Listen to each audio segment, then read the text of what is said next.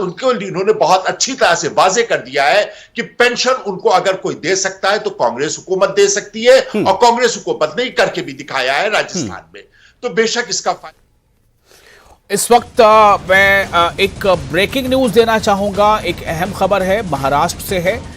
7 मार्च तक ईडी की तहवील रहेगी नवाब मलिक की, यानी आज तक तहवील थी, लेकिन इस तहवील में तौसी कर दी गई है और अब नवाब मलिक की तहवील जो है वो 7 मार्च को जाकर पूरी होगी। यानी कि आज उन्हें कोई राहत नहीं मिल रही है। जिस मामले में ईडी ने उन्हें अदालत के जरिए से अपनी हिरासत में लिया था और उसके बाद अपनी तहवील में लिया था, तो ये तहवील आज पूरी हुई थी। लेकिन फिर से जब ये अदालत के सामने बात आई तो 7 मार्च तक के लिए ईडी की तहवील में उन्हें रहना होगा। यानी कि आज अगर 3 मार्च है तो 4, 5, 6, 7। और ये भी आप याद रखें कि इत्तेफाक से 7 मार्च को उत्तर प्रदेश के आखिरी मरहले की वोटिंग होनी है। एक इंफॉर्मेशन, एक जानकारी जो मैं यहां पर शेयर कर रहा हूं। तो नवाब मलिक की तहवील में तौसी कर दी गई है और वो उन्हें अभी राहत मिलती नजर नहीं आ रही है। बिल्कुल साफ है, वो राहत उन्हें नहीं मिली जिनकी शायद वो उम्मीद कर रहे होंगे। हालांकि उनके वकील की तरफ से ही बहुत इस बात पर जोर दिया गया था कि नवाब मलिक की गिरफ्तारी जो है वो गलत तरीके से की गई है।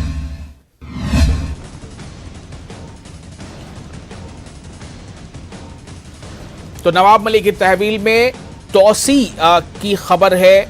वो अभी फिलहाल अपने घर लौट नहीं पाएंगे और इस तरह से इसका मतलब साफ है कि बीजेपी, जिसने आज महाराष्ट्र असेंबली सेशन के पहले ही दिन काफी इस बात पर जोर दिया था, महाराष्ट्र बीजेपी ने, कि नवाब मलिक का इस्तीफा होना चाहिए, नवाब मलिक इस्तीफा दें, सरकार उनसे इस्तीफा ले, लेकिन अब उन्हें मजीद और वक्त मिल जाएगा इस बात को और जोरदार ढंग से इस बात को लेकर जो वहां बरसर इक़्तिदार जमात है उस पर हमला बोलने की, यानी शिवसेना पर हमला बोलने की, एनसीपी पर हमला बोलने की, कांग्रेस पर हमला बोलने की।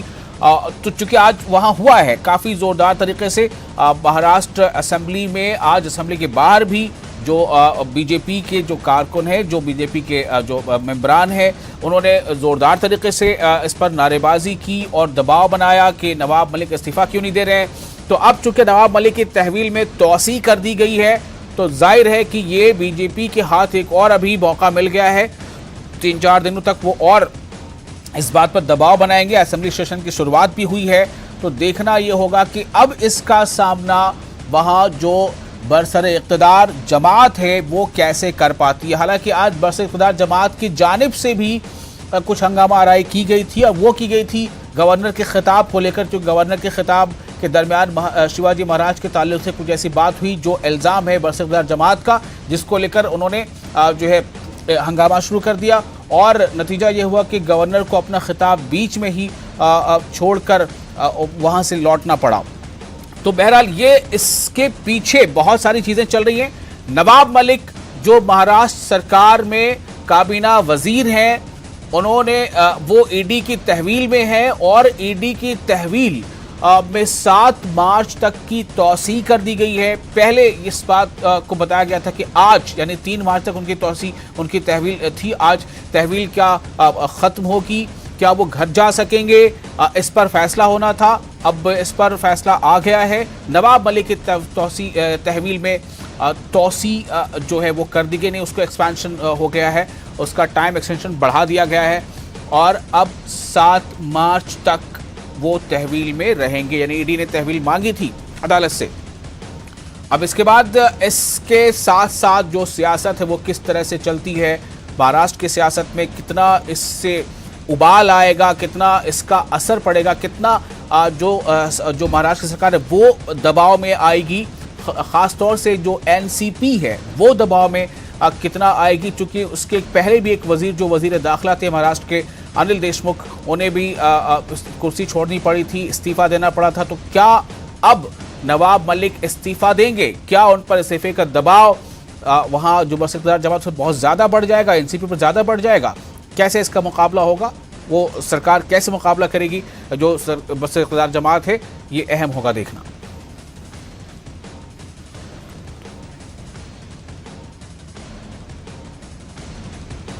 तो इस वक्त एक अहम खबर है मुंबई से, महाराष्ट्र की सियासत में मजीद उबाल के लिए एक बहुत अहम खबर है। 7 मार्च तक नवाब मलिक की तहवील बढ़ा दी गई है। इन पर ये इल्ज़ाम है कि इनके कुछ जो जवाबित हैं वो दाऊद इब्राहिम से हैं और उनसे किसी जुड़े होने की किसी की प्रॉपर्टी डीलिंग में इनका कहीं से नाम आया है, ये बात सामने है।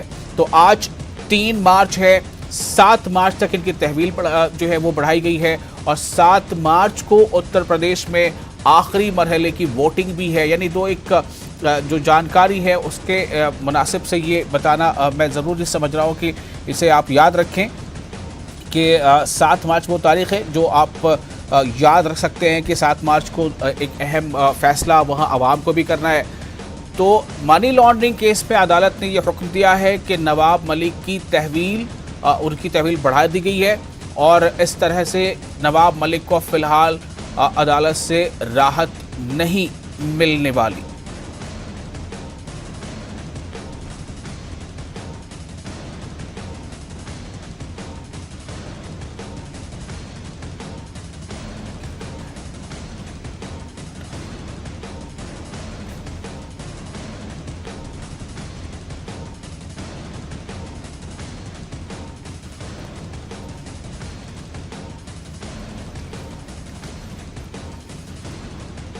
इस वक्त एक अहम खबर, एनसीपी पर बढ़ा दबाव। महाराष्ट्र की जो सरकार है उस पर भी बढ़ा दबाव। बीजेपी ने आज जिस तरह से दबाव बनाया था, महाराष्ट्र बीजेपी ने, वो लगातार नवाब मलिक का इस्तीफा लेना चाहती है। वो चाहती है कि नवाब मलिक इस्तीफा दें, लेकिन अब महाराष्ट्र की सरकार पर और इक़्तिदार में शामिल तीनों जमातों पर, एनसीपी पर और आप ये देखें कि जो साथ पे कांग्रेस है उस पर और साथ ही साथ शिवसेना पर अब ये मजीद दबाव बन जाएगा कि वो किस तरह से इस मामले पर अब वो आगे कदम उठाएगी।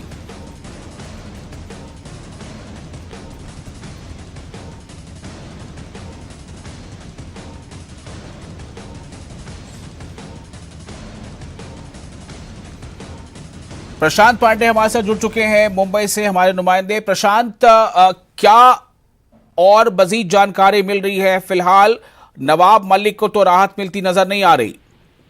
जी बिल्कुल, देखिए अदालत ने आज नवाब मलिक को एक बार फिर से 7 मार्च तक ईडी की रिमांड में भेज दिया। यानी अभी नवाब मलिक के लिए कोई भी राहत वाली बात अदालत से नहीं मिल रही है। देखिए, आज की अगर जो बहस दोनों पक्षों ने अदालत में की है उसे सामने रखा जाए तो ईडी की तरफ से साफ तौर पर कह रहा था कि पिछली बार जब नवाब मलिक की रिमांड ईडी को मिली थी तो उसमें 3 से 4 दिन नवाब मलिक की तबीयत खराब हो गई थी और वो अस्पताल में भर्ती थे, जिसके चलते पूछताछ जो है पूरी नहीं हो पाई है। कई ऐसे सवाल हैं जो भी अभी भी नवाब मलिक से ईडी को करने हैं।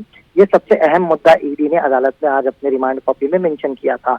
वहीं दूसरी तरफ बात की जाए, बचाव पक्ष यानी नवाब मलिक के वकील ने अदालत में इस बात का रखा कि पिछले रिमांड में ईडी ने इस बात का जिक्र किया था कि 55 लाख रुपए कैश जो है वो हसीना पारकर को नवाब मलिक ने जमीन की लेन देन में दिया था, लेकिन आज की रिमांड में वही 55 लाख 5 लाख रुपए के तौर पर देखा गया ईडी के रिमांड में। जो अहम मुद्दा बनाते हुए बचाव पक्ष ने कहा कि अगर इतनी बड़ी लापरवाही ईडी की तरफ से की जा रही है तो आप समझ लीजिए कि इस मामले में कितनी लापरवाही बरती जा रही है और रिमांड देने की कोई जरूरत नहीं है। दोनों पक्षों की दलीलें सुनने के बाद अदालत ने 7 मार्च तक जो है नवाब मलिक की कस्टडी बढ़ा दी है। यानी 7 मार्च तक जो है नवाब मलिक ईडी की कस्टडी में रहेंगे और देखना ये होगा कि जब 7 तारीख यानी सोमवार को जब ईडी अदालत में लेकर नवाब मलिक को नए रिमांड कॉपी के साथ आएगी तो क्या कुछ अहम खुलासे करती है।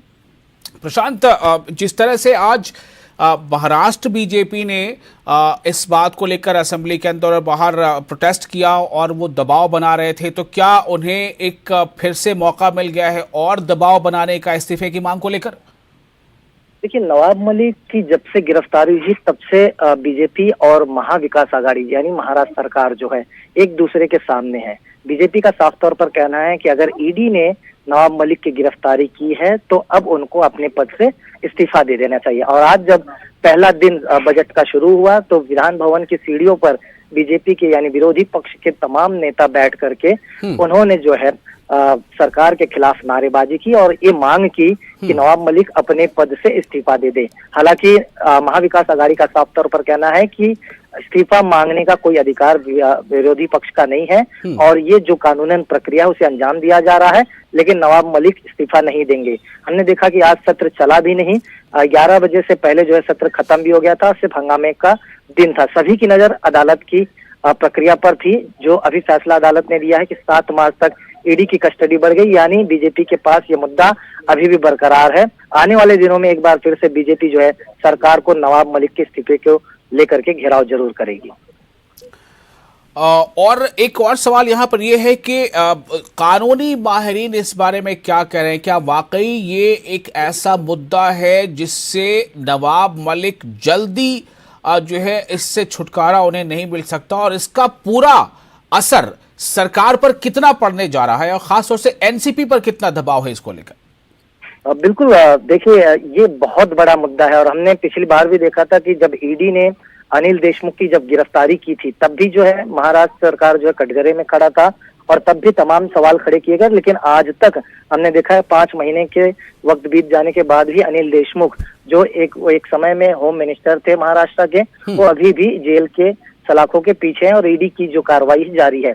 वही मसला, वही प्रोसेस, वही प्रक्रिया नवाब मलिक को भी उठाकर देखा जा रहा है। हालांकि महाराष्ट्र की सरकार का कहना है कि ये बदले के भाव से कार्रवाई की जा रही है, लेकिन ईडी का साफ तौर पर कहना है कि उनके पास उन तमाम पैसों की लेन देन की पूरी लिस्ट है जिसे जांचा जा रहा है, इनके पास सबूत है, इनके पास गवाह है जो वो अपने रिमांड कॉपी में मेंशन कर रहे हैं। देखिए सबसे बड़ी बात मैं आपको बता दूं, यहाँ पर 7 तारीख इसलिए माना जा रहा है कि हाई कोर्ट में नवाब मलिक की तरफ से एक याचिका दाखिल की गई है। उसमें खास तौर पर इस बात का जिक्र किया गया है कि उनकी गिरफ्तारी गैर कानूनन तौर पर की गई है और उनके खिलाफ जो मामला दर्ज किया गया है वो पूरी तरह से वैध नहीं है, वो उसे खारिज किया जाए।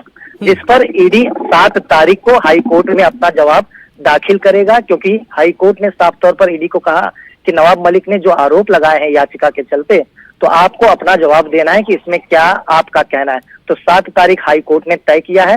7 तारीख को जो है देखना होगा कि हाई कोर्ट में ईडी अपना क्या जवाब दाखिल करती है, और वही 7 तारीख जो है यहाँ पर पीएमएलए कोर्ट का भी है, जब एक बार नवाब मलिक की रिमांड खत्म होगी और ईडी जो है नवाब मलिक को लेकर सेशन कोर्ट पहुंचेगी। यानी कुल मिलाकर देखा जाए 7 मार्च सबसे अहम तारीख मानी जा रही है नवाब मलिक की गिरफ्तारी और रिमांड को लेकर के।